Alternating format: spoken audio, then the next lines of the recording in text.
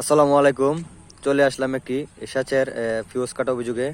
তো ফিউজটিও already ready করা হয়েছে। তো এখন ব্যারলটা আমরা হোল্ডিংয়ের মাথায় দিয়ে উঠাবো। তো দেখেন কিভাবে উঠাই, বাজানো হচ্ছে হোল্ডিংয়ের মাথায়। উঠানো হয়ে গেছে। তো এখন বসানো হবে কাটোয়ারে। তো দেখেন কিভাবে লাগানো হয়।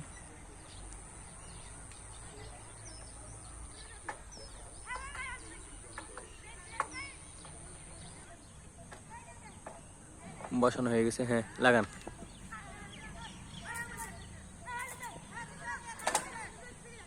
ওকে, তো ব্যারেলটি লাগানো হয়ে গেল। তো এই যে একটু দেখাই, যে পাশে একটা 3 ফেজ DTW।